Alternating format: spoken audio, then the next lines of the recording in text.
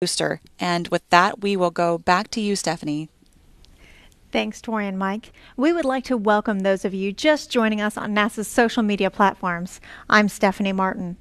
The SpaceX Falcon 9 rocket and Dragon spacecraft are poised to lift off at 5:42 a.m. this morning. Today's launch will be an instantaneous launch window, meaning SpaceX has only a single second to launch. This will be SpaceX's second cargo resupply mission of the year. The Dragon spacecraft and Falcon 9 will deliver 5,900 pounds of crew, research, supplies, and other hardware to the orbiting laboratory. The Dragon spacecraft launching on today's mission was previously flown on SpaceX's 9th cargo resupply mission, and the Falcon 9 launched NASA's Exoplanet Hunter spacecraft, known as TESS, earlier this year.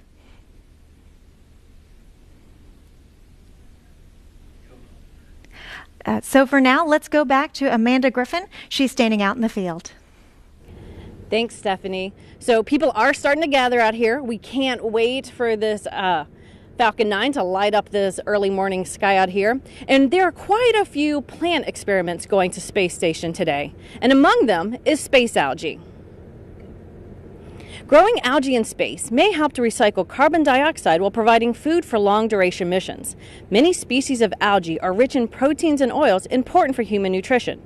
Antioxidants from algae may also help mitigate harmful effects of microgravity and cosmic radiation during spaceflight. While we want to understand how plants grow in space, we also know how plants here on Earth are responding to ever-warming conditions. As Earth's climate changes, some regions are undergoing longer and more frequent droughts with more extreme conditions expected. By using the space station, EcoStress will give scientists early warnings about plant stress. Current satellite on plant color shows regions where plants are so stressed that they've turned brown. By that time, plants are already dead and others are too stressed to save. EcoStress's temperature measurements will show where plants are still green and healthy, but struggling to stay cool and conserve water. The data could give agricultural water managers time to intervene with the right amount of water when it's most needed. Just another way we are working off the Earth for the Earth. And speaking of the importance of watering plants, so EcoStress is dealing with water here on Earth. And I know I have with me Trent Smith. He's the Veggie Project Manager. And I know watering plants in space and in microgravity is an issue. Oh, yeah. We're not going to get into that this morning, but I understand you have some special seeds on board. And can you tell me about those and maybe who helped you pick those? Sure thing. And first of all, we have a wasabi mustard that we're going to send up. And I think the astronauts will like that spiciness. We have red Russian kale. And down in South Florida, we've partnered with the Fairchild Tropical Botanic Garden. And we have more than 100 schools down there growing plants for science for our NASA scientists. And they identified and tested dragoon lettuce and extra dwarf pak choi. Those did good, well in the school classroom. We tested them here. Now they're on board Dragon. So I guess the mindset is if they could grow in a classroom, they could grow in space. Yeah. You know, the classroom can be a tough place, especially across all the different schools. And I think of it as a robustness index. I love it, citizen science. So apart from, making sure that these plants can thrive, what other aspects are you looking for plant choice? Yeah. So space plants really need to germinate well, grow quickly. They need to be compact because we have limited volume in veggie and APH. So they need to grow fast and taste good. So speaking of tasting good, I understand that astronauts like spicy things, like that wasabi mustard you're sending out. Exactly. Why is that? So in gravity, our hearts are pumping the blood against gravity, and in microgravity, well, it doesn't happen, and so the fluid shifts to the head. And so if you've ever had a head cold, things might taste a little different. Sure. And so we think that astronauts will really like the spicy wasabi mustard because it does give you that horseradish wasabi flavor. Right, I bet. So what are the future plans for more citizen science like this? Yeah, so we have actually students in Ohio, Puerto Rico, and South Florida that are helping us, and we're going to meet with the Fairchild scientists and identify different questions that we have and develop experimental methods for the students to perform this next semester. I love it. The students get to be part of real NASA missions, yeah. And do the astronauts get to actually eat the crops they chose? So these new crops, we have undergone the food safety testing. The results look good. We still got to go talk to the flight docs and the safety board, but I'm very hopeful. I'm so excited for these kids that got to choose that. So thanks so much for engaging them and for Veggie. My pleasure. Thanks. And back to you, Stephanie. Thanks, Amanda. At T-minus 6 minutes, we're closing in on the final activities leading up to today's launch. Let's go back to the control room with Tori and Mike to follow the final countdown. Thanks, Stephanie. And yes, we are at T-minus 6 minutes and counting. Welcome to those of you just joining us on social media. We are here at Hangar AE in Cape Canaveral Air Force Station, supporting the SpaceX CRS-15 launch of the Falcon 9 and the Dragon spacecraft that will deliver science and supplies to the International Space Station. For now, let's get you caught up to speed on today's launch countdown and what you can expect from here on out. Mike? Yes, Tori, the Air Force Launch Weather Officer, Mike McAleenan, continues to give us a go forecast and current conditions, so weather is not a concern. The Air Force Eastern Range, or the range which is responsible for public safety during launches from here on the East Coast, has been coordinating with SpaceX and the NASA teams, ensuring that the launch area and the flight path are clear for the launch of the Falcon 9 rocket. Everything's looking good in that regard as well. The range starts at the launch pads at Cape Canaveral Air Force Station and Kennedy Space Center and extends eastward out over the Atlantic Ocean into the Indian Ocean. The range coordinator has verified that the range is go for launch. At T-minus 5 minutes, the range will complete communications checks, and then at T-minus 2 minutes, the range control officer will verify that the eastern range is officially go for launch. And the Falcon 9 flying today is a two-stage rocket. The first stage has 9 engines named Merlin. The second stage has a single Merlin engine which can operate in the vacuum of space. The engines are fueled by RP-1, which is a rocket-grade kerosene, and liquid oxygen. RP-1 fueling of both the Falcon 9 stages began on time at T-minus 1 hour and 10 minutes. Liquid oxygen began flowing into both rocket stages as planned at T-minus 35 minutes. And teams will begin setting up for final fuel at T-minus 7 minutes. We are now at T-minus 5 minutes and counting, and about T-minus 10, the launch director verified about T-minus 10 minutes with the mission manager that the Dragon spacecraft was moved to internal power. That's right, and the Falcon 9 first stage engines were chilled down prior to launch. That occurred at T-minus 7 minutes. This allows the engines to be cold enough to safely move the propellants or fuel through them. Shortly after that, the Falcon 9 began to move to internal power, and the system responsible for igniting the engines, TTEB, just before liftoff, was pressurized at T-minus 6 minutes. The strongback, which is the structure next to the Falcon 9, will begin to retract to its launch position at T-minus 4 minutes and 50 seconds. The thrust vector control actuators will be moved or gimbaled, and this is the system which allows for the control of the vehicle while in flight that will occur at T-minus 2 minutes and 55 seconds. We currently are at T-minus 4 minutes and counting. At T-minus 1 minute, the SpaceX Falcon 9 computer will begin its final pre-launch checks. And then at T-minus 45 seconds, SpaceX launch director Mike Taylor will verify go for launch. And at liftoff, the Falcon 9 will produce 1.7 million pounds of thrust, which is greater than 5 747s at full power. After liftoff, the Falcon 9 will begin a maneuver called a pitch kick at 10 seconds into flight. This move gets the rocket flying on its correct path. You can see that the strongback has retracted to its pre-launch position of 88.3 degrees. At 1 minute 5 seconds after liftoff, the Falcon 9 will reach transonic speed and will pass through the area of maximum aerodynamic pressure, or max Q, at at 1 minute 18 seconds after liftoff. And at the time of launch today, the International Space Station will be over the South Pacific, southeast of New Zealand at an altitude of 258 statute miles. T-minus 3 minutes and counting, and from now until liftoff, we'll be monitoring the countdown net, the primary circuit used by the SpaceX launch team during the terminal count. Stage 1 locks to close out for flight. Weather remains go. The strongback has reached its launch position of 88.3 degrees.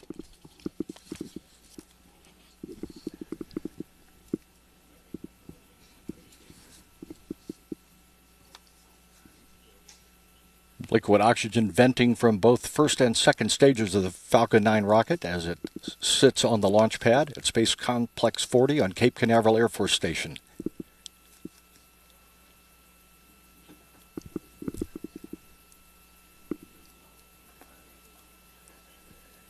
T-minus 2 minutes 10 seconds and counting.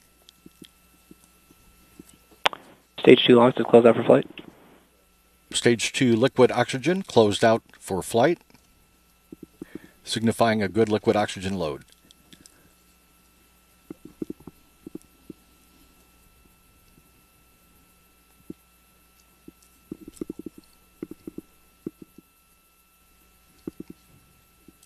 next major milestone.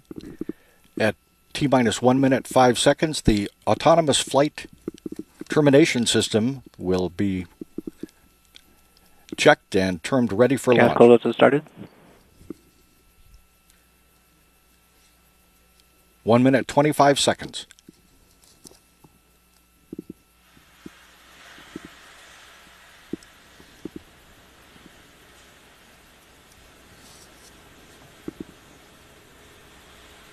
T-minus 1 minute 10 seconds and counting.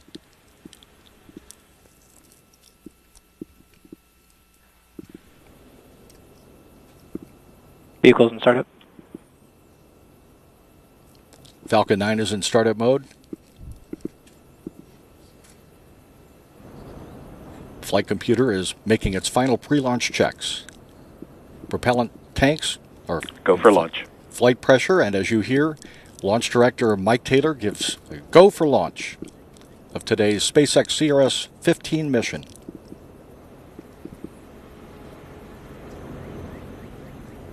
T-minus 30 seconds. Gas closeout's complete. The pad deluge water system will be activated at T-minus 18 seconds. Stage 1 tanks pressing for flight. T-minus 15 seconds. Everything is go. 10, 9. T-minus 8 seconds. 7, 6, 5, 4, 3, 2, 1. We have ignition and liftoff. The Falcon 9 rocket powers the Dragon spacecraft toward the International Space Station, laden with new research for the multinational crew.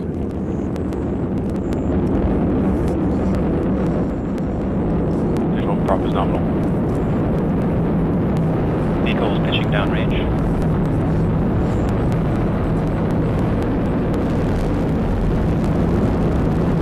At 1 minute, 5 seconds after liftoff, Falcon 9 reaches transonic speed. The vehicle will pass through the area of maximum aerodynamic pressure, or max Q, at 1 minute 18 seconds after liftoff. This is the point Power and telemetry nominal. when mechanical stress on the rocket reaches its peak because of the rocket's velocity and resistance created by the Earth's atmosphere.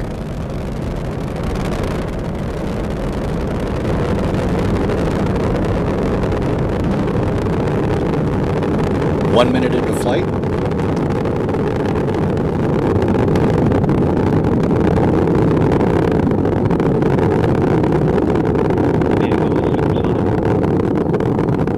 Confirmation that the Falcon 9 is supersonic.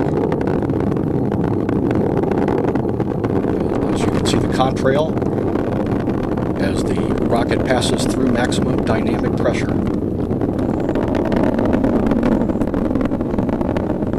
Vehicle has reached maximum dynamic pressure.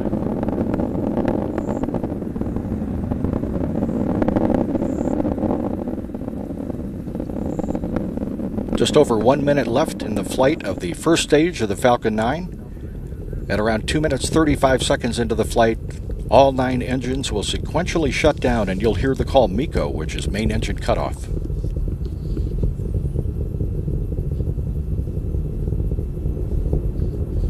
MVAC engine 2.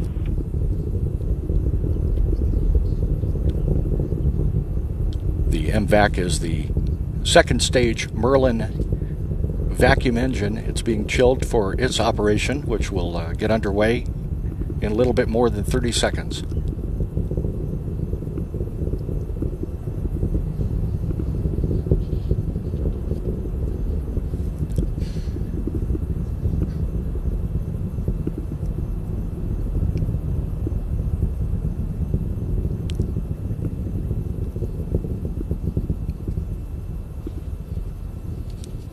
Standing by for main engine cutoff.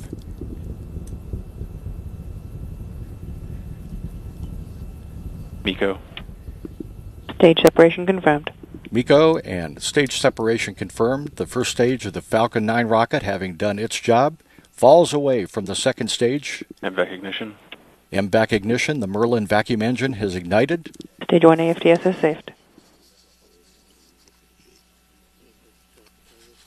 The MVAC engine and the second stage will burn for about 6.5 minutes, bringing Dragon into low Earth orbit. The engine produces 210,000 pounds of thrust. Vehicle is on a nominal trajectory.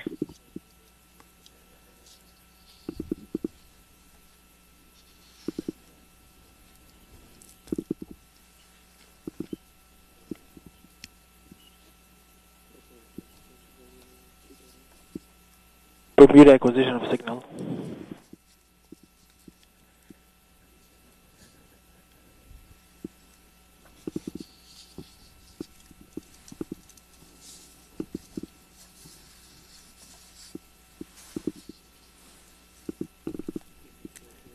Coming up on 4 minutes into the flight of Falcon and Dragon. First stage falling away in the upper left portion of your picture. Second stage continues to burn with Dragon on its way to the International Space Station. 4 minutes, 15 seconds remaining in this burn of the MVAC engine.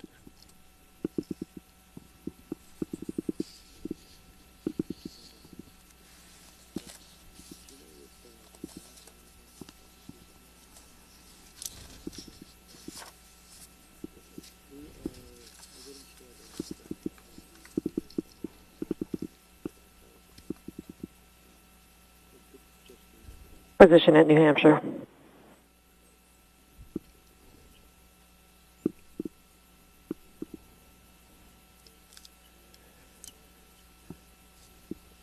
Coming up on 5 minutes after launch, everything continues to go well.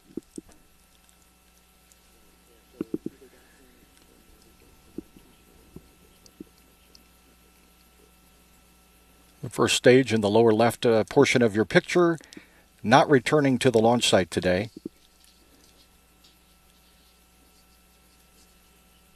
Safely being disposed of. Meanwhile, stage 2 continues to burn.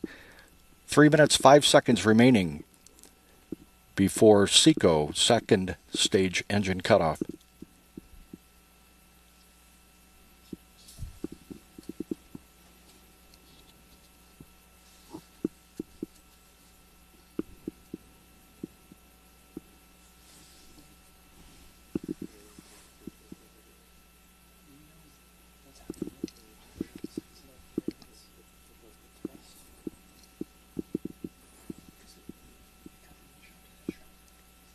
Six minutes after launch, propulsion officer says everything continues to look healthy on the Merlin vacuum engine.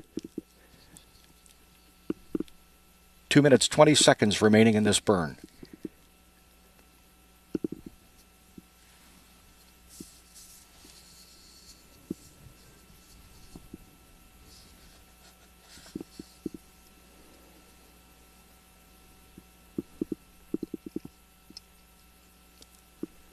Two minutes remaining before SECO. Second stage engine doing its job, taking the Dragon spacecraft to its assigned Vehicle position in remains space. on a nominal trajectory.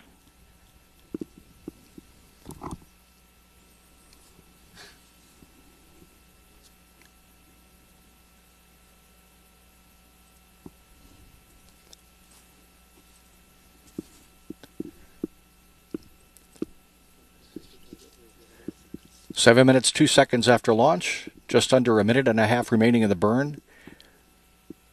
Falcon second stage remaining on the proper trajectory. Everything looks good.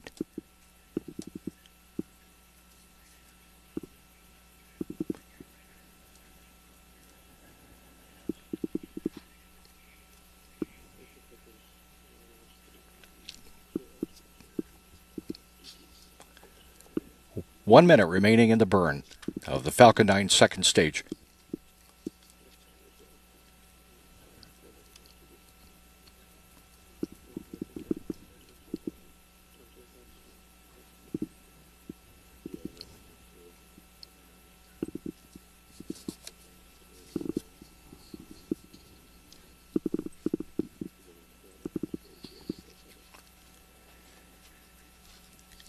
Eight minutes after launch, everything continues to go well. Stage 2 is in terminal guidance. Stage 2 is in terminal guidance. Stage 2 AFDS has safed. Autonomous flight termination system is safe. about 15 seconds away from second stage engine cutoff.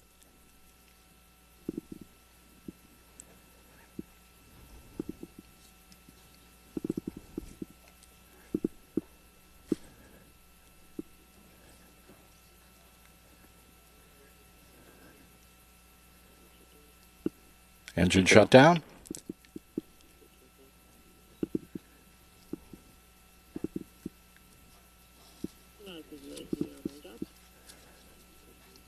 Nominal orbit insertion. And as you hear, normal orbit insertion. Acquisition of signal Newfoundland. Next major milestone will be the deploy of the Dragon spacecraft.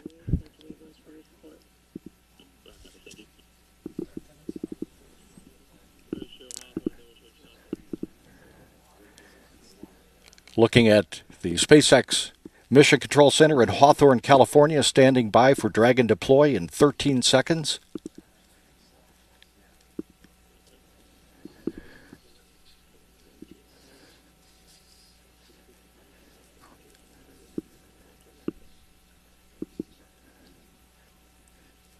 And we have Dragon separation. Dragon flying on its own. Countdown, Dragon confirmed separation. Confirmed separation as Dragon begins its journey toward the International Space Station.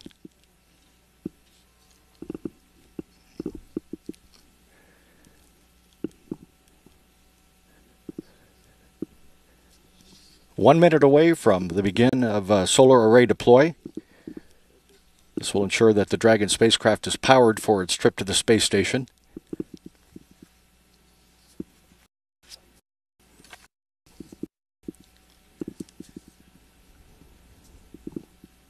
This is just the beginning of a carefully choreographed series of Draco thruster firings to reach the space station, and all that activity will be managed and monitored here at the International Space Station Flight Control Room at Mission Control Center in Houston, Texas. You can see the view in the right of the International Space Station crew,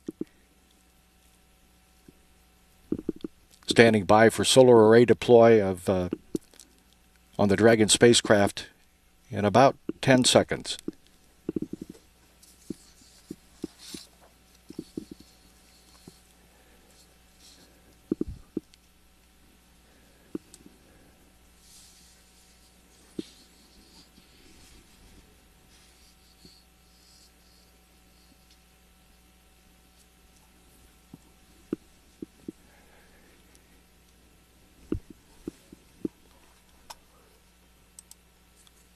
This is Dragon CC on countdown. Dragon's propulsion system has successfully primed and all thrusters report ready for firing.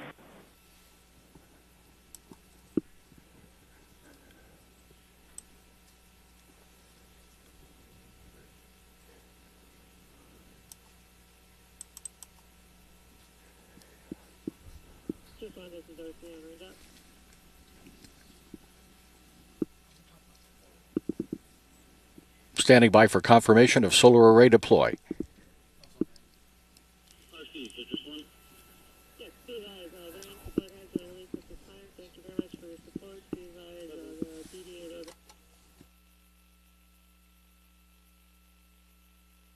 Dragon is deploying its solar arrays.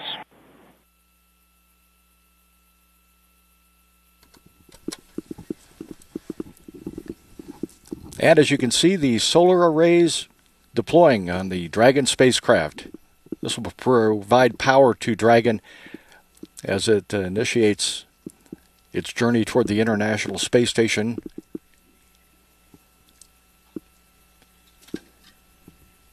Twelve and a half minutes after liftoff, everything went very well. Dragon is where it belongs in space. The solar arrays locking into place.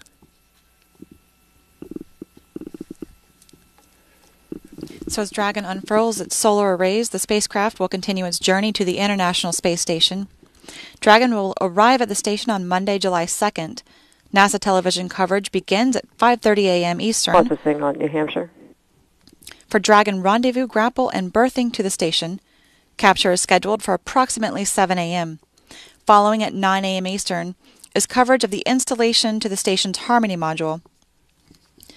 NASA astronaut Ricky Arnold, backed by fellow NASA astronaut Drew Feustel, will supervise the operation of the Canadarm2 robotic arm for Dragon's capture, while NASA astronaut Serena Anand-Chancellor monitors the spacecraft systems. After Dragon capture, ground commands will be sent from Mission Control in Houston for the station's arm to rotate it and install it on the bottom of the station's Harmony module. 13 minutes, 45 seconds after launch, a successful launch, and the deploy of the Dragon and its journey to the International Space Station well underway. That will wrap up our coverage from here in Falcon Launch Control, Stephanie, and for now we will send it back to you. Thank you both. Dragon's journey now continues as it approaches the International Space Station. For more on Dragon's course, let's go back to NASA's Dan Hewitt in Mission Control at Johnson Space Center. Dan? Hey Stephanie, and again, welcome back everybody. A successful launch, always great to see Dragon in orbit and now on its way to the International Space Station.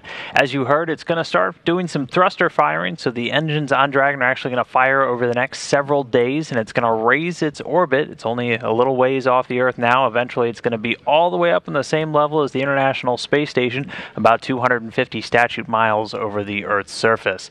After it executes these firings over the next couple of days, it'll get into the station's neighborhood on Monday, and then the folks here in this room in Mission Control Houston will be working very closely with the teams out in Hawthorne, California, overseeing Dragon systems as the two work to bring Dragon in on the final stretches. It's going to go through a series of checkpoints on Monday morning before eventually arriving at what's known as the capture point, which is about 30 feet away from the station. And as you heard Tori talk about, the prime robotics operator for that day, Ricky Arnold, will control the robotic arm, reach out, grapple the Dragon spacecraft, and then hand it over to the teams back down here on the ground to actually get Dragon installed.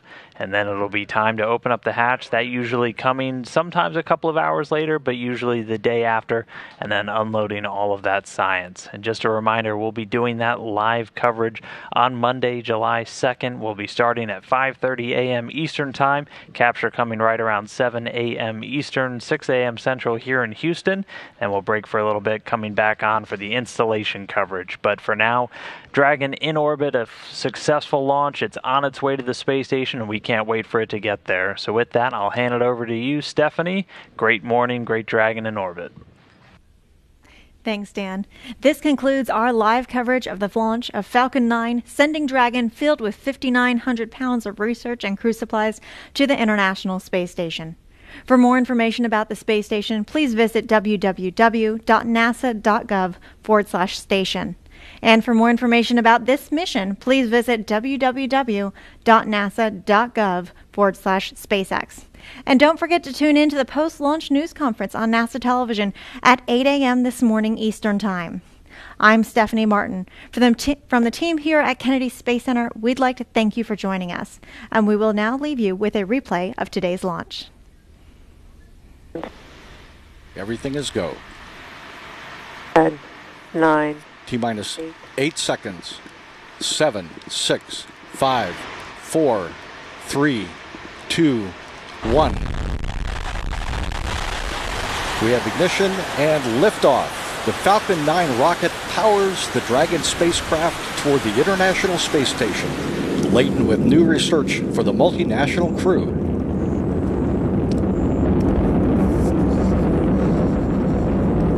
Visual prop is nominal.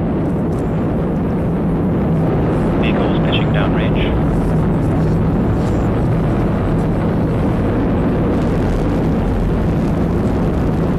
At 1 minute, 5 seconds after liftoff, Falcon 9 reaches transonic speed. The vehicle will pass through the area of maximum aerodynamic pressure, or max Q, at 1 minute, 18 seconds after liftoff. This is the point power and telemetry nominal. when mechanical stress on the rocket reaches its peak because of the rocket's velocity and resistance created by the Earth's atmosphere.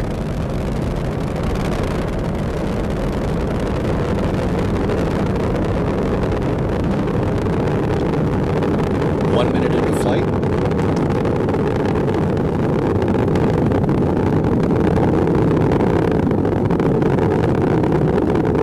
Vehicle is supersonic. Confirmation that the Falcon 9 is supersonic. trail as the rocket passes through maximum dynamic pressure.